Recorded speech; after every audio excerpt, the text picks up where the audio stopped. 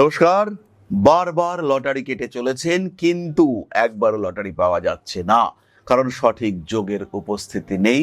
সঠিক প্রত্যন্তর দশা, সূক্ষ্ম দশা, প্রাণ দশা সম্পর্কে আপনার নলেজ নেই। কোন দিন লটারি কাটলে পরে আপনি প্রাপ্ত হতে পারেন টাকা পয়সা? আদৌ কি দ্বিতীয়পতি, একাদশপতি এবং পঞ্চমপতির যোগ কুণ্ডলিতে আছে? জীবনে একবারও কি আপনি লটারি পেতে পারেন?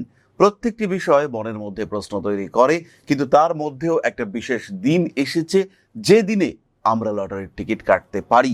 আমরা মানে কয়েকটি বিশেষ রাশির মানুষরা। আসছে শুভ জন্মাষ্টমী, 4 সেপ্টেম্বর 2026।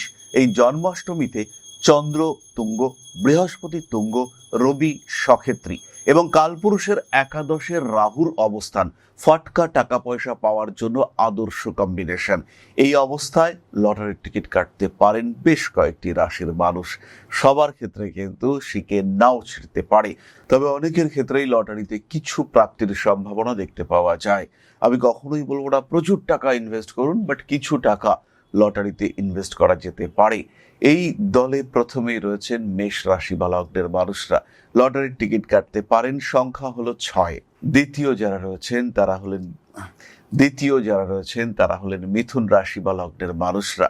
তাদের ক্ষেত্রেও লটারি কাটা যেতে পারে, কিন্তু শুভ সংখ্যা এই ক্ষেত্রে 8।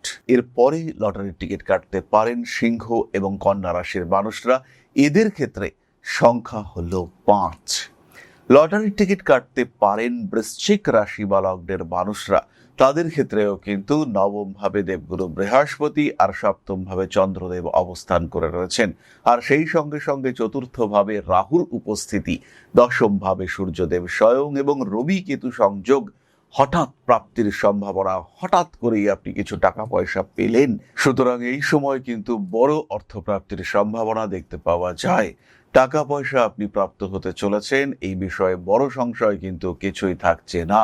ফাইন্যান্সিয়াল ম্যানেজমেন্টের দিকে অগ্রসর হতে পারেন, হাতে টাকা পয়সা আসবেই। এবং লাস্টলি আমি বলবো কুম্ভ রাশি বা লগ্নের মানুষরা, তারাও কিন্তু একটা বড়সড় অ্যামাউন্ট পেতে চলেছেন।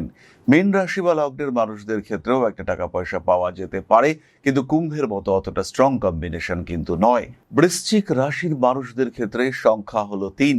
নাম্বারগুলিকে যোগ করে 3 হচ্ছে কিনা দেখে নিতে হবে। আর কুম্ভ এবং মীন রাশির মানুষদের ক্ষেত্রে এই সংখ্যা কিন্তু 5। সুতরাং নিশ্চিন্তে নির্দ্বিধায় কিছু টাকা খরচা করা যেতে পারে। যেহেতু লটারির টাকা ইনভেস্টমেন্ট অনেকটাই কম, তাই অল্প বিস্তর টাকা পয়সা ইনভেস্ট করে দেখা যেতে পারে। নিজের ভাগ্য পরীক্ষার একটা চেষ্টা এটা এই রাশির মানুষরা তারা কিন্তু করতে পারেন। এছাড়াও যেহেতু দ্বিতীয়ভাবে চন্দ্র তুঙ্গ হয়ে রয়েছেন এবং সেই চন্দ্রের সঙ্গে সঙ্গে দেবগুরু বৃহস্পতি তিনিও তুঙ্গ হয়ে রয়েছেন, তাই এই অবস্থায় একটু লটারির দিকে চিন্তা ভাবনা করা যেতেই পারে। এই 6 রাশির সঙ্গে সঙ্গে সাধারণ অন্যান্য রাশির মানুষরাও কিন্তু একটু ভাগ্য পরীক্ষার চেষ্টা সেটা অবশ্যই করে দেখতে পারেন। তাহলে ভালো থাকুন, সুস্থ থাকুন আর উপভোগ করুন নিজের জীবনকে। জয় মা আদি শক্তি। নমস্কার।